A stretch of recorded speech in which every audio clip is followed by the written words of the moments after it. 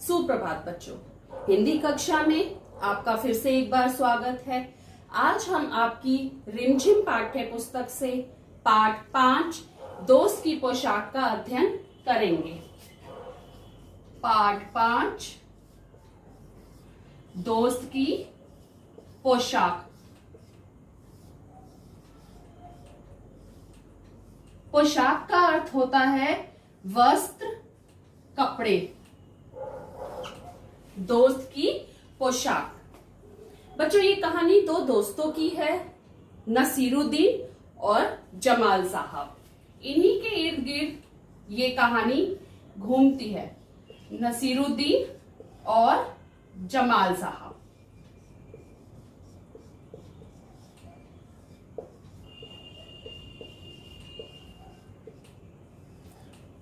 ये दो पात्र हैं, ये दो दोस्त हैं। एक बार नसीरुद्दीन अपने बहुत पुराने दोस्त जमाल साहब से मिले। अपने दोस्त से मिलने के बाद वे बहुत खुश हुए और कुछ देर गपशप करने के बाद उन्होंने कहा, चलो दोस्त, मोहल्ले में घूमकर आते हैं। परंतु जमाल साहब ने जाने से मना कर दिया।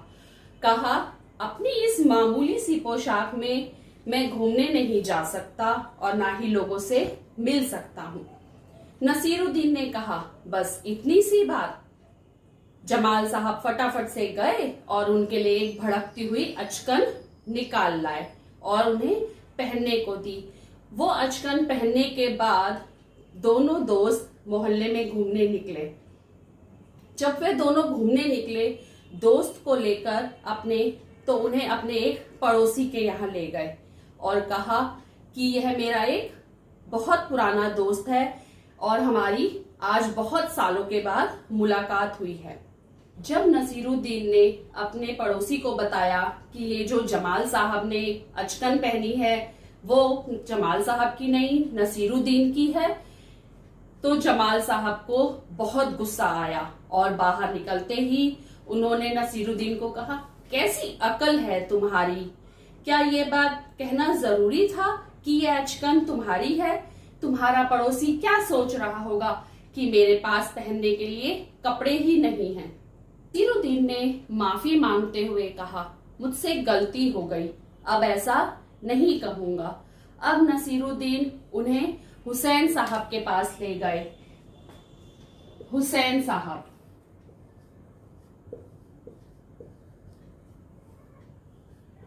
ये भी नसीरुद्दीन के मित्र थे। जब वे उन्हें हुसैन साहब के पास ले गए तो हुसैन साहब ने भी उनका बहुत गर्मजोशी से स्वागत किया और कहा, जब जमाल साहब के बारे में पूछा तो नसीरुद्दीन ने कहा, जमाल साहब मेरे बहुत पुराने दोस्त हैं और जो इन्होंने अचकन पहनी है वह इनकी अपनी ही है। जमाल साहब फिर नाराज हो गए इस बात पर।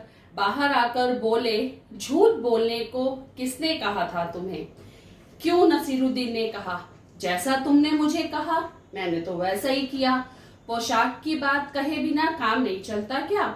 ऐसा नसीरुद्दीन ने कहा।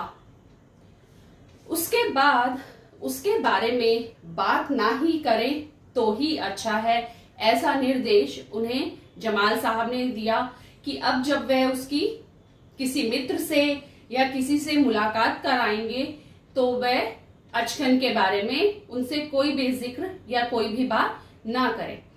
जमाल साहब को लेकर अब नसीरुद्दीन आगे बढ़े और उन्हें अपने एक और अन्य पड़ोसी से मिलवाया।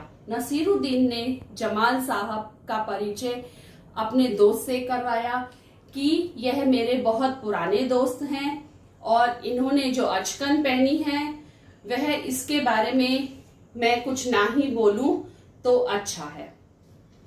तो बच्चों, आपने इस कहानी में देखा कि नसीरुद्दीन जो मित्र थे जमाल साहब के, वह उन्हें पहले जमाल साहब से जब मिले तो वह उन्हें हुसैन साहब से मिलवाने ले गए, अपने पड़ोसी से मुलाकात कराई। लेकिन उन्होंने जब भी किसी से मुलाकात कराई तो हमेशा अपनी अचकन के बारे में उनसे बात की, हमेशा अपनी दी हुई चीज का गुणगान किया। अब जब ये कहानी मैंने आपको सारांश के हिसाब से सुनाई है, अब हम इसका पठन पाठ्य पुस्तक के हिसाब से करेंगे और उसका उच्चारण आप मेरे साथ भी करेंगे। पाठ 5 दोस्त की पोशाक। एक बार नसीरुद्दीन अपने बहुत पुराने दोस्त जमाल साहब से मिले। अपने पुराने दोस्त से मिलकर वे बड़े खुश हुए। कुछ देर गपशप करने के बाद उन्होंने कहा, चलो दोस्त मोहल्ले में घूम आएं।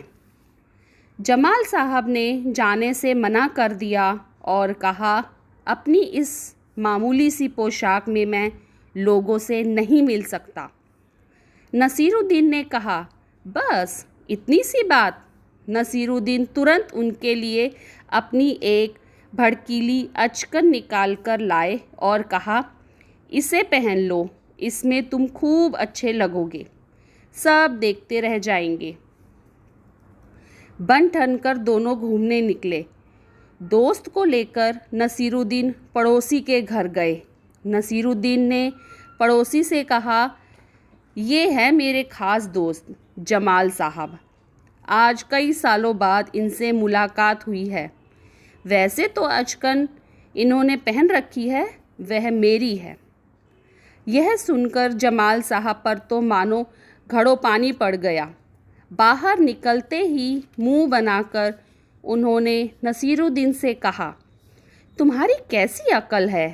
क्या यह बताना ज़रूरी था कि यह अचकन तुम्हारी है? तुम्हारा पड़ोसी सोच रहा होगा कि मेरे पास अपने कपड़े हैं ही नहीं। नसीरुद्दीन ने माफ़ी मांगते हुए कहा, गलती हो गई, अब ऐसा नहीं कहूँगा। अब नसीरुद्दीन उन्हें हुसैन साहब से मिलवाने ले गए। हुसैन साहब ने गर्मजोशी से उनका स्वागत सत्कार किया। जब जमाल साहब के बारे में पूछा तो नसीरुद्दीन ने कहा, जमाल साहब मेरे बहुत पुराने दोस्त हैं और इन्होंने जो अचकन पहनी है वह इनकी अपनी ही है। जमाल साहब फिर नाराज़ हो गए। बाहर आकर बोले, झूठ बोलने को किसने कहा था? क्यों? नसीरुद्दीन ने कहा, तुमने जैसा चाहा मैंने वैसा ही तो कहा। पोशाक की बात कहे बिना काम नहीं चलता क्या? उसके बारे में ना कहना ही अच्छा है, जमाल साहब ने समझाया। जमाल साहब को लेकर नसीरुद्दीन आगे बढ़े, तभी एक अन्य पड़ोसी मिल गए। नसीरुद्दीन ने जमाल साहब का परिचय उनसे करवाया। मैं आपका परिचय अपने पुराने दोस्त से करवा देता हूँ। यह है जमाल साहब और इन्होंने जो अचकन पहनी है उसके बारे में मैं चुप ही रहूं तो अच्छा है। तो इस पाठ में बच्चों दो पात्र थे हमारे, नसीरुद्दीन और जमाल साहब, जो एक बहुत ही अच्छे दोस्त थे और बहुत सालों बाद मिले थे। अब हम इस पाठ से क्या सीखते हैं? इस पाठ का उद्देश्य क्या है कि इस पाठ से हमने क्या सीखा? इस पाठ से हमें यह सीख मिलती है कि जिस तरह से नसीरुद्दीन ने जमाल साहब की मदद की थी अपनी पोशाक देकर और उन्हें मिलवाने ले गए थे, पर हर जगह उन्होंने अपनी पोशाक का, अचकन का स्वयं ही अपने मुंह से गुणगान किया।